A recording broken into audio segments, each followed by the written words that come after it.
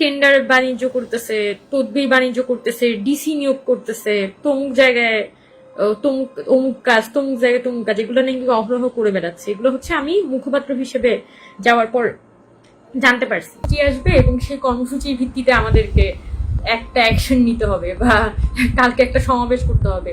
And I am like যে ভাই, আমি একটা মুখপাত্র, আমার থেকে তো কোনো অপিনিয়নই নিয়ে নেই এই কর্মসূচি দেওয়ার আগে।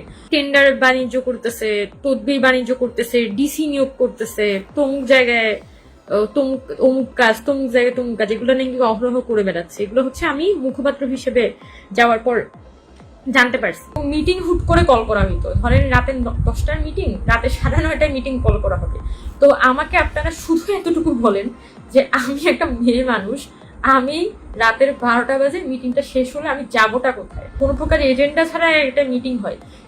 এর ফলে যেটা হয়েছে যে মিটিং গুলার না সিরিয়াসনেস নষ্ট হয়ে গেছে, এবং মিটিং যে শুধু আমি একা অ্যাটেন্ড করতাম না, এক পর্যায়ে যেটা হয়েছে আমি নিজে তো মিটিং অনেক কম অ্যাটেন্ড করা, হ্যাঁ আমি অ্যাটেন্ড করা জানুয়ারি মাস থেকে মনে হয় মিটিং অ্যাটেন্ড করা প্রায় বন্ধ করে দিয়েছিলাম, এবং বেশিরভাগ মানুষ মিটিং অ্যাটেন্ড করা বন্ধ করে দিয়েছে, because meeting didn't serve anything. মানে মিটিং গুলার না কোনো আগামাথা ছিল না, এবং মিটিং থেকে কোনো এজেন্ডা বের হয়ে আসতো না। মানে থাকে না যে মিটিং থেকে আমি আজকে এই পারপাস নিয়ে বের হয়েছি, এ ধরনের কিছুই না। লিটারালি সবগুলা সিদ্ধান্ত রাতের বেলা হেয়ার রোডে বসে ওনারা ঠিক করতো, এবং সেগুলোই বাস্তবায়ন হইতো। হুট করে রাতে 2টা বাজে একটা কর্মসূচি আকাশ থেকে টপকাইতেছে, অ্যান্ড দ্য আদার পিপল, এই নির্বাহী কমিটি বলি বা আমি বলি, যারা হচ্ছে যে বিভিন্ন প্রণামভুক্ত মানুষ না, তারা হচ্ছে হুট করে জানতে পারতাম যে আচ্ছা ঠিক আছে এটা কোত্থেকে আসছে। সো এটা আমাদের জন্য ডে টু ডে বেসিসে কমন ঘটনা ছিল যে হেয়ার রোড থেকে একটা কর্মসূচি আসবে, এবং সেই কর্মসূচির ভিত্তিতে আমাদেরকে একটা অ্যাকশন নিতে হবে বা কালকে একটা সমাবেশ করতে হবে। অ্যান্ড আই এম লাইক যে ভাই, আমি একটা মুখপাত্র, আমার থেকে তো কোনো অপিনিয়নই নিয়ে নেই এই কর্মসূচি দেওয়ার আগে। আমার সামনে এসে বললো যে আপু, আপনার উপরেই ভরসা রাখি, আপনি বৈষম্যের দায়িত্ব নেন, আপনার পিছনেই আমরা হাঁটবো। পরের দিন, সেদিন রাতের বেলা সে গিয়ে হচ্ছে হেয়ার রোডে গিয়ে কোন কমিটিতে তার কোন পদ হবে, যেটা হয়েছে 5 আগস্ট পর্যন্ত এই লিস্টের বেশিরভাগ মানুষকে আমি রিচ করতে পারিনি। ফর সাম রিজন আমি হয়তো রিচ করতে পারিনি, বাট হয়তো অন্যরা পারছে। বাট আমার কাছে মনে হয়েছে যে আমি সমন্বয়ক লিস্টে যারা আছে তাদের তুলনায় সমন্বয়ক লিস্টের বাইরে যেসব সাধারণ মানুষ ছিল, যেমন খুবই সাধারণ মানুষ বা চাকরিজীবী যারা, তাদের হেল্পটা তুলনামূলক অনেক অনেক বেশি পাইছিলাম। পরের দিন সকালবেলা থেকে দেখি সমন্বয়ক পরিচয় নাকি এক একজন এক এক জায়গায় গিয়ে দখল করতেছে। সো তখনই আমি কাইন্ড অফ অবাক হয়ে যাই যে কি ব্যাপার, গতকালকে পর্যন্ত তো মানুষ সমন্বয়ক পরিচয়টা দিতেই রাজি হচ্ছিল না, আর আজকে থেকে শুনি যে সবাই সমন্বয়। এক একজনের এগেন্সটে যে স্বজনপ্রীতি, তারপর শেল্টার টেল্টার দেওয়ার যে বিভিন্ন ধরনের অভিযোগ আসতো, এগুলো তো আমি খুব ভালো করেই জানতাম। আর খুব ভালো করে বলি, আমার বাড়ি চট্টগ্রাম, আমি চট্টগ্রাম বন্দর খুব ভালো করে চিনি। 5 আগস্টের পরে চট্টগ্রামের সমন্বয়ক পরিচয় কি কি হয়েছে, এটা আসলে আপনার আমাদের জিজ্ঞেস, মানে এটার জন্য আমার আসলে বৈষম্যবিরোধী ছাত্র আন্দোলনের কিছু হইতে হয় না, এটা মোটামুটি আমি চিটাঙের যে বড় অফিসি এটা থেকে বুঝে যায়। এখন কথা হচ্ছে ওনারা ভাবে যে ওনারাই শুধু বুঝে, আর বাকিদের কাজ হচ্ছে খালি মানে তারাই সব জানতা সময় বেশু, আর বাকিরা হচ্ছে এত কিছু কেন বলবে। তো চট্টগ্রামের কাহিনী যদি হচ্ছে ঠিকঠাক মতো সলভ করতে যাইতাম, তাহলে তো অনেকের প্যান্ট খুলে যেত। বিভিন্ন জেলা উপজেলায় তো ধরেন আন্দোলন করছে কারা, দেখা যাচ্ছে কোথাও ছাত্রদল আন্দোলন করছে, কোথায় লেফট উইং অর্গানাইজেশন গুলো আন্দোলন করছে, কোথাও হচ্ছে দেখা যাচ্ছে আপনার শিবিরের লোকজন আন্দোলন করছে।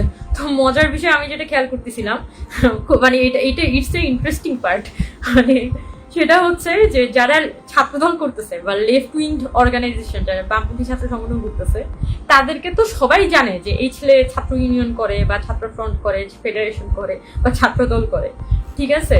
তো ওই ছেলেকে তো খুব সহজে আইডেন্টিফাই করাটা সহজ, কিন্তু যে ছাত্র শিবির করে এলাকা পর্যায়ে, তাকে তো আর আইডেন্টিফাই করা যায় না।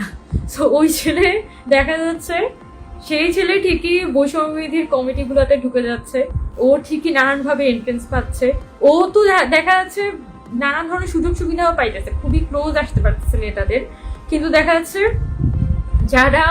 যারা দেখা যাচ্ছে অভ্যুত্থানে বা থাকে না আন্দোলনের সময় খুবই লিড রোল প্লে করছিল, কিন্তু কোনো না কোনো পলিটিক্যাল অর্গানাইজেশনের সাথে জড়িত, ওই ছেলেগুলো কোনোভাবে, ছেলে বা মেয়ে, মানে মেয়েরাও আছে, ছেলে বা মেয়ে কেউই হচ্ছে দেখা যাচ্ছে খুব বেশি তারা সামনের দিকে আসতে পারতেছে না।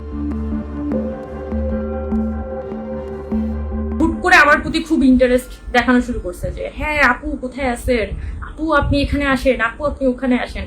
আই এম লাইক ওকে, মানে হ্যাঁ হুট করে আমি খুব ইম্পর্টেন্ট হয়ে গেছি হয়তো মানে, এবং সাথে সাথে ইন এন ইনস্ট্যান্ট আমার আমি দেখতে পারলাম যে আমার জুলাই অভ্যুত্থানে অবদান অনেক বেড়ে গেছে।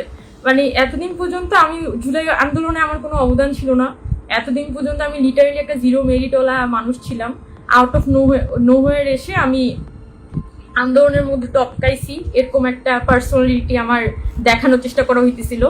আর যে সময়ে হচ্ছে আমি ছাত্র ফেডারেশন হচ্ছে যে লাইক ছেড়ে দিছি অ্যান্ড মানে বৈষম্যের লোকজনের সাথে কথা হচ্ছে, সাথে সাথে আমার ইমেজটা কাইন্ড অফ এরকম যে আমি কত বড় ত্যাগী নেত্রী এবং জুলাই আন্দোলন আমি কতই না দেশের জন্য জীবন দিয়ে যুদ্ধ করছি। তুমি তো জানোই আসলে বাংলাদেশে মেয়েদের পলিটিক্যাল পরিস্থিতি, বাংলাদেশে তো আসলে সহজে মেয়েদেরকে নেতৃত্ব হিসেবে ভোট দিতে চায় না। তো মেয়েদেরকে আমরা সর্বোচ্চ এজিএস পর্যন্ত চিন্তা করব। তো তুমি যদি ডাকসুতে যেতে চাও তাহলে আমরা তোমাকে ডাকসু অফার করব, কিন্তু তোমরা হচ্ছে এজিএস এর উপরে আসলে আমরা পারবো না আর কি। তখন আই এম লাইক ওকে। পরে বলতেছে যে আমি বলছি তাহলে মুখপাত্র হওয়ার ক্রাইটেরিয়া কি। তখন মুখপাত্র হওয়ার ক্রাইটেরিয়া হচ্ছে ওনারা ভবিষ্যতে একটা দল করতে যাচ্ছেন, মনে হয় কখন দল করতে যাচ্ছেন ওইটা নিয়ে কিছু বলেন নাই, বলছেন ওনারা ভবিষ্যতে একটা দল করবেন, তো আমার ওই দলে যাইতে হবে। বৈষম্যবিধি পরিচয়টা দিয়ে আমি কি এমন অ্যাচিভ করে ফেলছি, আমি তো এটা মাঝে মাঝে টের পাই না।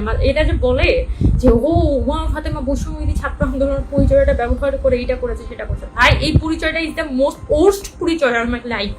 কেন আমি এই পরিচয়টা আমার গায়ে লাগছে, মাঝে মাঝে আমার খারাপ লাগে।